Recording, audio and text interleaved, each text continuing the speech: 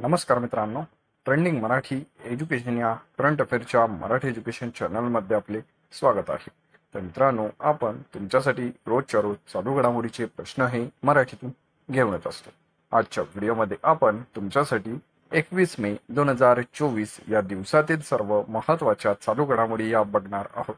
मित्रांनो, जर तुम्ही चॅनलवर नवीन असाल, चॅनलला अजूनपर्यंत सबस्क्राईब केलेलं नसेल तर सबस्क्राईब करून घ्या आणि बेल आयकॉनला प्रेस करा. म्हणजेच प्रत्येक दिवसाच्या चालू घडामोडीच्या व्हिडिओची नोटिफिकेशन ही तुम्हाला सर्वात आधी मिळून जाईल. तर चला मित्रांनो, वेळ न घालवता आपण 21 मे 2024 या दिवसातील सर्व महत्त्वाच्या चालू घडामोडी बघूया.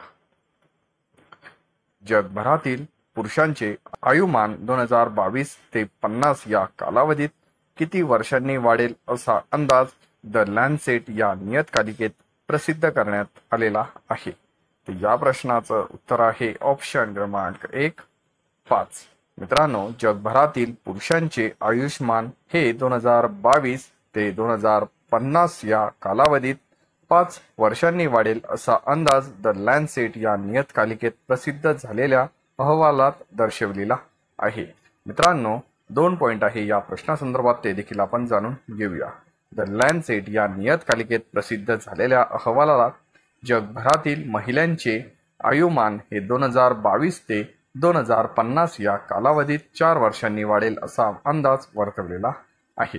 मित्रांनो, या अहवालानुसार भारतातील पुरुषांचे आयुमान हे 2050 पर्यंत 75 वर्ष असू शकते, हा देखील वर्तवण्यात आलेला आहे. दोन्ही पॉइंट लक्षात असू द्या आणि आपल्या करंट अफेअरच्या बुकमध्ये नोट डाऊन करून ठेवा.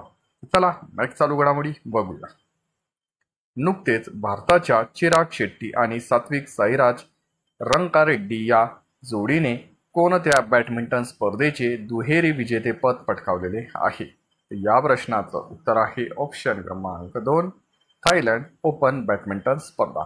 मित्रांनो, भारताच्या चिराग शेट्टी आणि सात्विक साईराज रंकारेड्डी या जोडीने थायलंड ओपन बॅडमिंटन स्पर्धाचे पुरुष दुहेरीचे विजेतेपद हे पटकावलेले आहे. मित्रांनो, थायलंड ओपन बॅडमिंटन स्पर्धेत पुरुष दुहेरीत भारताच्या चिराग शेट्टी आणि सात्विक साईराज रंकारेड्डी यांनी अंतिम फेरीत चीन देशाच्या लियू चेन आणि वो यांग जोडीचा पराभव केलेला आहे. हा देखील महत्त्वाचा पॉइंट आहे या प्रश्नासंदर्भात, तो देखील लक्षात असू द्या. तर चला नेक्स्ट चालू घडामोडी आजच्या दिवसाची आपण बघूया. एलोराडा चषक बॉक्सिंग स्पर्धा कोणत्या देशात आयोजित करण्यात आलेली होती? तर या प्रश्नाचं उत्तर आहे ऑप्शन क्रमांक 3, कझाकिस्तान. मित्रांनो, एलोराडा चषक बॉक्सिंग स्पर्धा ही कझाकिस्तान या देशात आयोजित करण्यात आलेली होती. मित्रांनो, एलोराडा चषक बॉक्सिंग स्पर्धेत भारताने एकूण 12 पदकेही जिंकलेली आहे. मित्रांनो, या बॉक्सिंग स्पर्धेमध्ये भारताने 2 सुवर्ण पदके देखील जिंकलेली आहे. मित्रांनो, भारताच्या मीनाक्षी हिने 48 किलो वजनी गटात हे सुवर्ण पदक जिंकलेले आहे. तर मित्रांनो, भारताच्या दुसऱ्या निखत जरीन हिने सुवर्ण पदक देखील पटकावलेले आहे. तिने हे 53 वजनी गटात सुवर्ण पदक जिंकलेले आहे. हे 3 पॉइंट लक्षात असू द्या. आणि चौथा पॉइंट, या बॉक्सिंग स्पर्धेमध्ये भारताच्या अनामिका हिने 50 किलो वजनी गटात हे रौप्य पदक पटकावलेले आहे. हा देखील महत्त्वाचा पॉइंट आहे, लक्षात असू द्या. तर चला नेक्स्ट चालू घडामोडी आजच्या दिवसाची आपण बघूया. महाराष्ट्र साहित्य परिषद पुणे यांचे शिम परांजपे पारितोषिक कोणाला जाहीर करण्यात आलेले आहे? तर या प्रश्नाचं उत्तर आहे ऑप्शन क्रमांक 4, प्राध्यापक आणि डॉक्टर केशव सखाराम देशमुख. महाराष्ट्र साहित्य परिषद पुणे शिम परांजपे पारितोषिक हे डॉक्टर केशव सखाराम देशमुख यांना घोषित करण्यात आलेले आहे. तर चला नेक्स्ट चालू घडामोडी आजच्या दिवसाची आपण बघूया.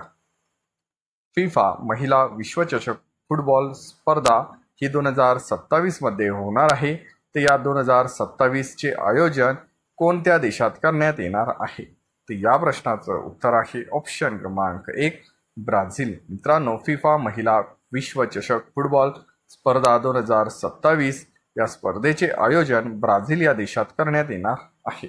तर चला नेक्स्ट चालू घडामोडी आजच्या दिवसाची आपण बघूया. इटालियन चषक टेनिस स्पर्धेत महिला एकेरीचे विजेतेपद कोणी पटकावलेले आहे? तर या प्रश्नाचं उत्तर आहे ऑप्शन क्रमांक 2 इगा स्पोवटेक। मित्रांनो, इगा स्पोवटेक हिने इटालियन चषक टेनिस स्पर्धेचे महिला एकेरीचे विजेतेपद हे पटकावलेले आहे। मित्रांनो, इगा स्विकेटेक हिने तिसऱ्यांदा इटालियन चषक टेनिस स्पर्धेचे महिला एकेरीचे विजेतेपद पटकावलेले आहे। हा देखील महत्त्वाचा पॉइंट आहे, लक्षात असू द्या आणि नोट डाऊन करून ठेवा। तर चला नेक्स्ट चालू घडामोडी बघूया। 74व्या फिफा काँग्रेसचे आयोजन कोणत्या देशात करण्यात आलेले आहे? तर या प्रश्नाचं उत्तर आहे ऑप्शन क्रमांक 3 थायलंड। मित्रांनो, 74व्या फिफा काँग्रेसचे आयोजन हे थायलंड या देशात करण्यात आलेले आहे। मित्रांनो, महत्त्वाचा प्रश्न आहे, नोट डाऊन करून ठेवा। चला नेक्स्ट चालू घडामोडी बघूया। दहशतवाद विरोधी दिन कधी साजरा करण्यात येतो? मित्रांनो, दहशतवाद विरोधी दिवस आपण ऑप्शन क्रमांक 4 21 मे या दिवशी साजरा करत असतो। तर मित्रांनो, दिनविशेषावर प्रश्न आला तर आपण मे महिन्याचे सर्व दिनविशेष बघून घेऊया, कारण कुठल्या ना कुठल्या पेपरमध्ये दिनविशेषावर प्रश्न हा असतोच, त्यामुळे दिनविशेष देखील तितकेच महत्त्वाचे आहे, त्यामध्ये आपले मार्क जातात। त्यामुळे आपण मे महिन्याचे सर्व दिनविशेष बघून घेऊया। तर चला, 1 मेला असतो आंतरराष्ट्रीय कामगार दिवस, महाराष्ट्र आणि गुजरात राज्य दिवस आणि उज्ज्वला दिवस। तर 2 मेला असतो जागतिक दमा दिवस, तो दिवस आपण मे महिन्याचा पहिला मंगळवार या दिवशी साजरा करत असतो। तर 3 मेला असतो जागतिक पत्रकार स्वातंत्र्यता दिवस आणि 4 मेला असतो कोळसा खाण कामगार दिवस। 7 मेला असतो जागतिक ॲथलेटिक्स दिन। तर 8 मेला असतो जागतिक रेड क्रॉस दिवस। 11 मेला असतो राष्ट्रीय तंत्रज्ञान दिवस। तर 12 मेला असतो आंतरराष्ट्रीय परिचारिका दिवस। तर 14 मेला असतो जागतिक स्थलांतरित दिवस। तर 15 मेला असतो कुटुंबाचा आंतरराष्ट्रीय दिवस। 17 मेला असतो जागतिक दूरसंचार दिवस आणि जागतिक उच्च रक्तदाब दिवस। तर 18 मेला असतो जागतिक एड्स लस दिवस आणि आंतरराष्ट्रीय संग्रहालय दिवस। तर 20 मेला असतो सशस्त्र सेना दिवस, तो आपण मे महिन्याचा 3रा शनिवारी दिवशी साजरा करत असतो। तर मित्रांनो, आजच्या दिवशी 21 मेला असतो दहशतवाद विरोधी दिवस। तर 22 मेला असतो जैविक विविधतेसाठी आंतरराष्ट्रीय दिवस आणि 31 मेला असतो तंबाखू विरोधी दिवस आणि पुण्यश्लोक अहिल्याबाई होळकर यांची जयंती। मित्रांनो, आपण हे सर्व दिनविशेष बघितले, ते आपल्या करंट अफेअरच्या बुकमध्ये नोट डाऊन करून ठेवा आणि वहीला आठवड्यातून एकदा तरी रिव्हिजन ही देत चला। याचा फायदा तुम्हाला येत्या परीक्षेमध्ये नक्कीच होणार आहे। तर चला नेक्स्ट चालू घडामोडी आजच्या दिवसाची आपण बघूया। आंद्रेज व्लाकोविक यांची कोणत्या देशाच्या पंतप्रधानपदी नियुक्ती झालेली आहे? तर मित्रांनो, या प्रश्नाचं उत्तर आहे ऑप्शन क्रमांक 1 क्रोएशिया। मित्रांनो, क्रोएशिया देशाच्या आता पंतप्रधानपदी आंद्रेज व्लाकोविक यांची ही नियुक्ती करण्यात आलेली आहे।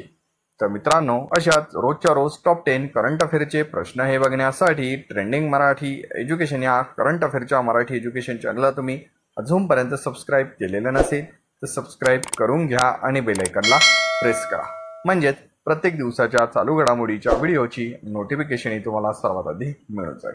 मित्रांनो, आपण घेत असलेले करंट अफेअरचे प्रश्न हे एका वहीमध्ये लिहून ठेवा आणि वहीला आठवड्यातूून एकदा तरी रिव्हिजन ही देत चला। याचा फायदा तुम्हाला येत्या परीक्षेमध्ये नक्कीच होणार आहे। मित्रांनो, आपल्या चॅनलचाच उद्देश असा आहे की कमी वेळेत जास्त अभ्यास व सर्व विद्यार्थ्यांपर्यंत विनामूल्य माहिती पोहोचवणे एवढंच आहे। ट्रेंडिंग मराठी या करंट अफेअरच्या मराठी एज्युकेशन चॅनलवरील कुठलाही विद्यार्थिनी आणि विद्यार्थी येत्या आगामी पेपरमध्ये करंट अफेअरच्या बाबतीमध्ये मागे राहता कामा नये। पूर्ण व्हिडिओ तुम्ही बघितल्याबद्दल तुमचे मनापासून धन्यवाद।